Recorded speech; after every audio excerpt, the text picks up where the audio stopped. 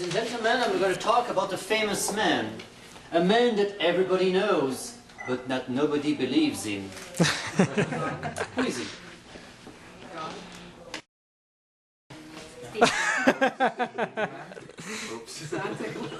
Santa Claus! Oh. He bears many other names, such as Papa Noel, Christmas Baba in Pakistan, Santa Claus in China. So why is he so well known?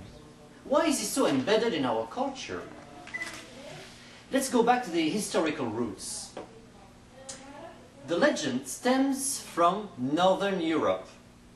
A long time ago, some very ancient shamanic tribes used to celebrate the winter solstice, you know, when the day is the shortest in the year. During the celebration, they used to ingest some hallucinogenic mushrooms and had their spirits fly over the sky and call for fertility. When rulers came to know about this practice, they banned it. But this spirit and festival was soon replaced by another god, the god Thor. You've probably seen the movie, Yes. Thor, T-H-O-R. Well, this god, Scandinavian and Germanic god, was also present during winter solstice and was supposed to travel in a celestial chariot and bring fertility to humankind. Let's move on in history. Soon Europe became Christian, leaving no room for the pagan god of Thor. But Christian replaced this god with another one, a saint, Saint Nicholas. Well, Saint Nicholas probably existed in Turkey in the 4th century. He was some kind of benefactor who used to put gold coins in the socks of poor people. Let's move on. This practice survived in Europe until now and went to America in the 17th century. It was brought by the Dutch pilgrims all the way to America. And they used to call him not Saint Nicholas, but in their language, Santa Claus. But for Americans, this was just some kind of quaint tradition from Europe of celebrating winter and giving some gift to kids. Until one day in 1930.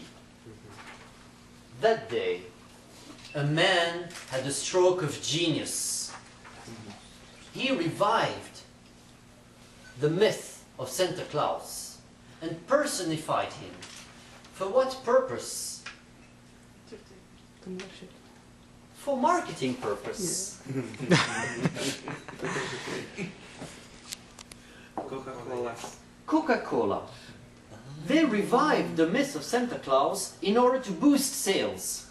Coca-Cola being a cold drink, nobody would drink it in winter. But now Santa Claus does it, so everybody should do. Genius. It was very smart, because also during this time, people were urged to buy gifts.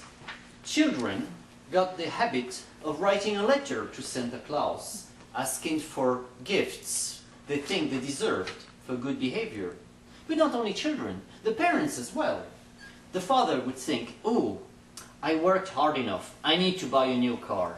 And the wife, I am good enough with my husband, I need to buy a new dress or new surgery. This is the time of consumerism. Consumerism. Why do we all know Santa Claus? All over the world. American movies? Because of consumerism. Companies have made millions out of Santa Claus. Movies, Christmas decoration, home decoration, songs, books, gifts, of course. Coca-Cola, even McDonald's. They invented their own clown. You know, Ronald McDonald with red hair and yellow suit to entice children to buy hamburgers and drink Coca-Cola. So, ladies and gentlemen, Yes, indeed, people are now thought to be good citizens if they are good consumers. And they also think that if they buy, they consume, they can buy happiness. And they're taught to think like this because of marketing, because of companies. So let's forget about the old shamanic tribes and the myth of Santa Claus about fecundity. No. Santa now has become a tool of marketing.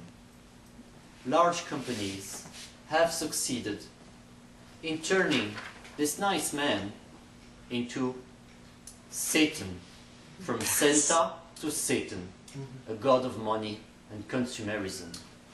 Thank you, ladies and gentlemen.